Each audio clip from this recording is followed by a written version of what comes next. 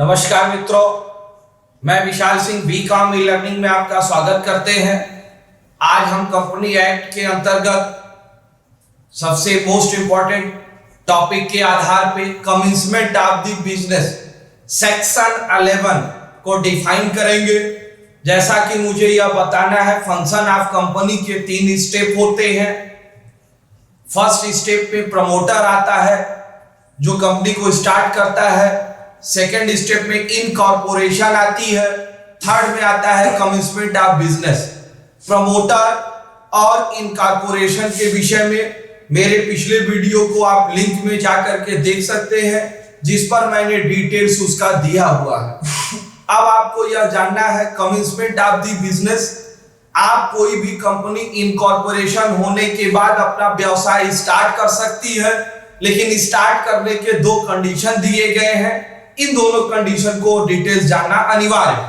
सर्वप्रथम, private company होने की दशा में सर्टिफिकेट ऑफ इनकॉर्पोरेशन प्राप्त होने पर वह अपने व्यवसाय को प्रारंभ कर सकता है, लेकिन पब्लिक कंपनी होने की दशा में सर्टिफिकेट ऑफ कॉर्पोरेशन के बाद वह अपने व्यापार को प्रारंभ नहीं कर सकता। इसके विषय में उसे 2 सर्टिफिकेट लेना अनिवार्य। First certificate, certificate of corporation. Second, certification of the commencement of business लेना अनिवार्य। Certificate of the commencement of the business section 11 के अंतर्गत ROC रजिस्ट्रार के यहां से लेना पड़ता है, जिसके संबंध में कुछ डॉक्यूमेंट्स फाइल आपको वहां पर फिलअप करनी पड़ेगी। रजिस्ट्रार संतुष्ट होगा तब वह यह इशू कर देगा। उसके बाद ही आप अपने व्यापार को इशू कर सकते हैं। Declaration of the 90% share subscription. आपने जो शेयर आपने कंपनी के ऑथराइज जो कैपिटल शेयर इशू किया है, उसकी allotment first call second call से 90% से अधिक पैसे आपने प्राप्त कर लिए हैं। Declaration of the director have cash the allotment. Director को जो शेयर आपने अलॉट किया है वह शेयर कैश के रूप में होना चाहिए। Statutory declaration of the pending amount. किसी भी प्रकार का कोई भी बोरोइंग कंडीशन में कंपनी का कोई भी बकाया नहीं है। No liability of the application.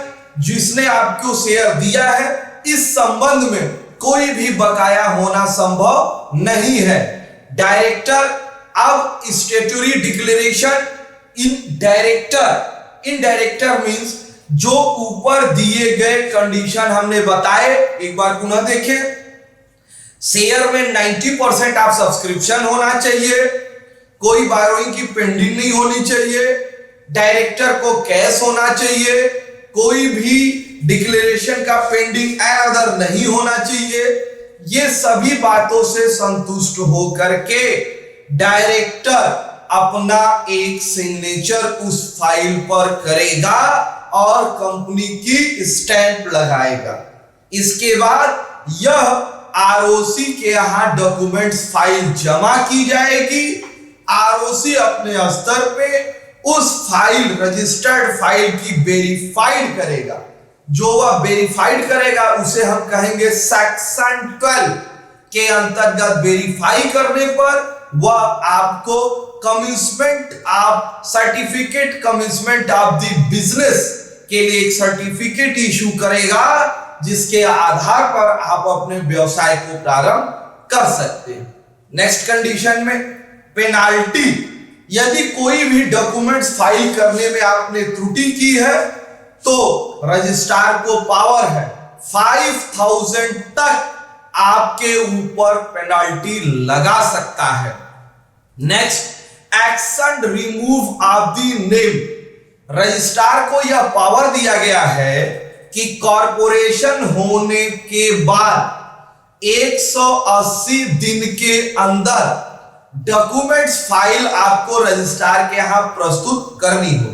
यदि आपने प्रस्तुत नहीं किया, दिस इज रीजन आप रजिस्ट्रार को सूचना करें। यदि कोई सूचित आप नहीं किए तो रजिस्ट्रार यह ध्यान देगा कि बिजनेस स्टार्ट है या नहीं। कंपनी एक्ट 2013 सब सेक्शन 2 के अंतर्गत रजिस्ट्रार को अगर यह विश्वास है कि बिजनेस नहीं चलाया गया तो वह आपकी कंपनी का नाम अपने रजिस्टर से रिमूव करने का राइट उसे रखता है।